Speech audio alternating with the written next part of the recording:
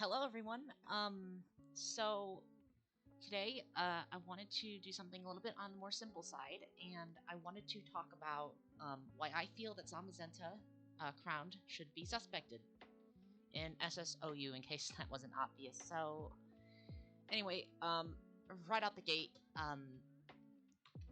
Zamazenta is really scary looking. An insanely high BST with over 700 to be exact. It's absolutely fucking bonkers.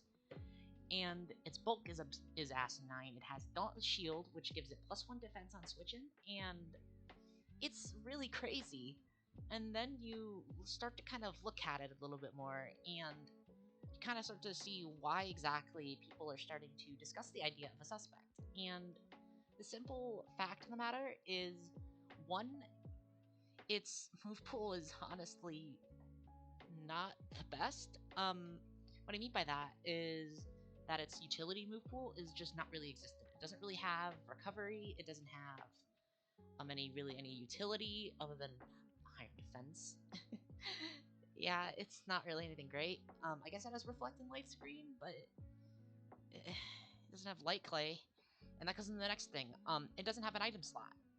And that's particularly big because a lot of Pokemon like to have an item slot to augment their power, give them longevity, and Zamazenta just does not have that. Which is a pretty big problem because it um base 130 attack is pretty big until you realize that unfortunately it can't really boost that without any boosting option except for Howl, which is sadly probably its only boosting option on the offensive side. It lacks body press, it lacks all of that. Has a fighting steel type, does have stat close combat and Behemoth Bash, but barring that, it seems like it could fare pretty well. It gets walled by a lot of different things, and its dual stabs can be switched into a little bit more reliably. So that really begs the question, uh, what is it? So yeah, I think I was already talking a little bit about this. It's basically how it operates is it's a really fat attacker because it doesn't have access to utility or anything like that.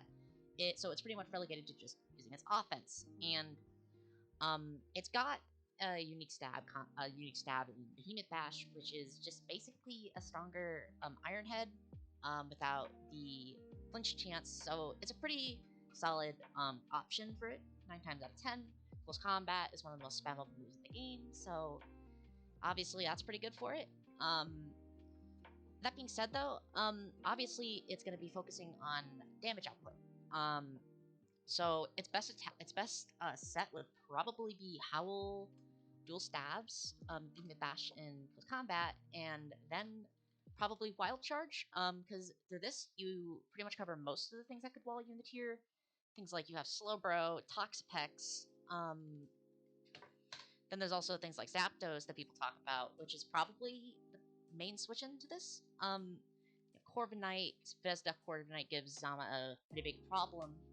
Hippowdon deals with it. Whirlwind sets especially can just phase it out. Basically, it's not really a tall order to switch into. There's even more in here that I'm not even mentioning. But the point is, it has its dual stabs can be switched in pretty easily, and Wild Charge is probably the best for taking off the difference because it deals with Slowbro, it deals with Pex, it deals with Corviknight. Now see, it has other options like Ice Fang, which can deal with Lando T and Garchomp, but Wild Charge is just really good for hitting past Slowbro, Toxapex, Corby. You're not going to really break past these ones without Wild Charge. And Ice Fang, I guess, hits Zapdos, but Zapdos still can do some static rocking, and status is just kind of a death sentence for Zama. But anyway, it's because of this that it actually doesn't really use its bulk for its team, which is something that a lot of people seem to be thinking about it, because it has a knockoff switch in, it has a knockoff immunity, it has a trick immunity, and it's obviously ungodly fat. It's 92, 145, 145 with +1 defense. Uninvested, it's extremely hard. It's extremely hard to actually OHKO with unboosted, right? However, it's because of that and the lack of reliable recovery and its defensive type being not exactly being the best because it lacks key resistances to flying, psychic, fairy moves, so it's not really a Tapu Lele answer, which for as a defensive steel type is particularly a pretty big problem because because most steel types in the tier right now actually really want to be able to check Tapu Lele, which is a really really difficult Pokemon to actually switch into right now. So with that in mind,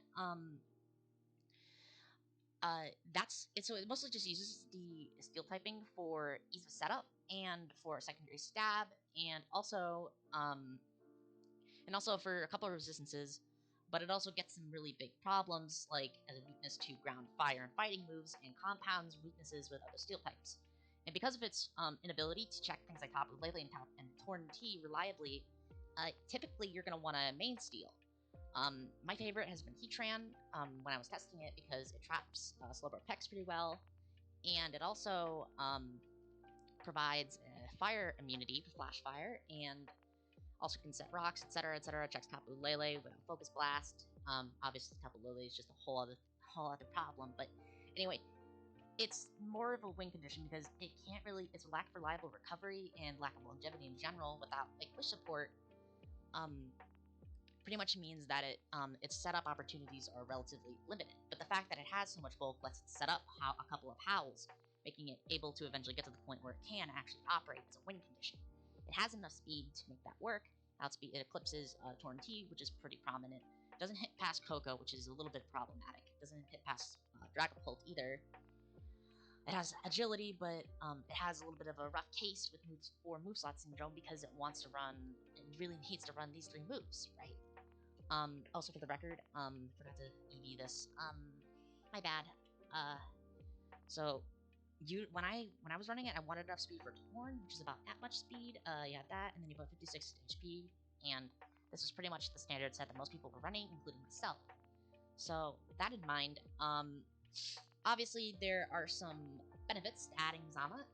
It has a knockoff immunity, it has a trick immunity, which is really neat, a fast fighting type, which the tier kind of lacks outside of a Hawlucha, and something really cool about it that people haven't really brought up is that it's a win condition that can be supported in a really reliable, interesting, not reliable, but actually, yeah, reliable, really interesting ways. You can pair it with things like Rillaboom, for example, which can provide a grassy terrain support.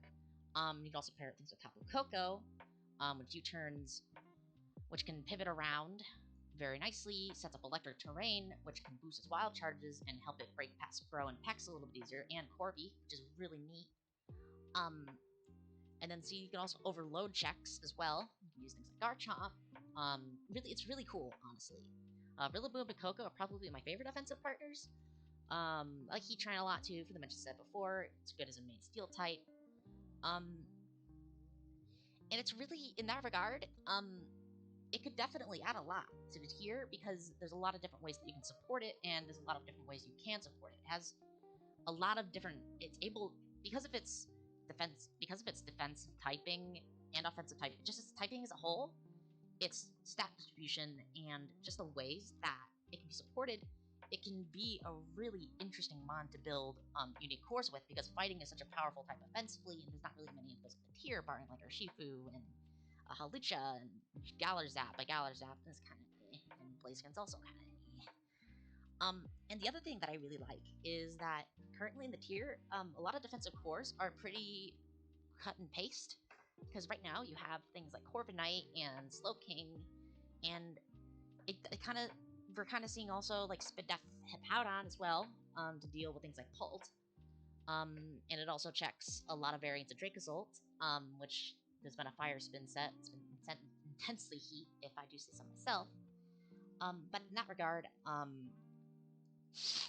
regard, there's a lot of. It also encourages use of Slowbro, which has been completely eclipsed by Slowking as of late because special defense is checking things like Nidoking and Tapu Lele is far more important right now, especially because oh yeah, and Slowking would also pair pretty well with Zama as well. Some other things about Zama is that it also provides a good revenge killing, switching against stuff like Rillaboom. Rillaboom is a really powerful Pokemon right now, and obviously fighting coverage is a little bit annoying, but that being said, it does add things to the tier. There are people who say that it doesn't, but it really does add some things. And also, it adds trick immunity. I think I mentioned that earlier, but that's particularly prominent because there are no trick immunities in the tier right now. And because of the lack of Megastones and Z crystals, it's really easy to take advantage of moves like Knockoff and Trick, which are really, really like impossible to switch into otherwise. Even with a Pokemon that doesn't care as much about its item, it can still be really, really painful for it. So another thing is that we have seen it in action. April Fool's Day ended up bringing a joke suspect ladder, and even though it was kind of skewed with Dougie, it definitely was not obviously broken because there were people who could feasibly argue one way or the other. And frankly, I was on Team Broken, but now I feel that it's actually not. And I made a whole post about it here when I was actually laddering. I was talking about its bulk and how it sort of operates as a win condition that uses its defensive typing and its bulk mostly for itself, and it also its power. It needs its reliance on Howl, and it needs those setup opportunities which can mitigate its bulk. And it's just kind of in that regard, it's very consistent as a win condition. As a wall breaker, not so much. But we can't really be sure if it's actually broken until we actually see it in action. Especially because the suspect ladder also had Arena Trap on it, which is not exactly the best for figuring out sample size and the data and some data. But the fact we don't know what it's going to be like, we should just try it, you know? There's no harm in it, and there's literally no harm in it. Because suspect ladders are safe, consequence-free ways of evaluating a Pokemon's effect in the metagame. And we can't really keep making points for or against it until we actually see it in action, because there are a lot of people who keep going back and forth and saying that it will be broken because XY, or it won't be broken because XY. But we don't know. So why not, right? I am completely in support of it. I think it would be a really fun Pokemon of the tier. It adds a lot of diverse options. Encourages really cool defensive counterplay. Has some really fun options of its own. Can be supported in some really fun ways, and it really does add some things to the tier. And some ways to deal with things in the tier that are just genuinely blech to deal with, like Knockoff, for example. So anyway, thank you all for watching this. I hope y'all have a fantastical rest of your evening, and yeah, take care.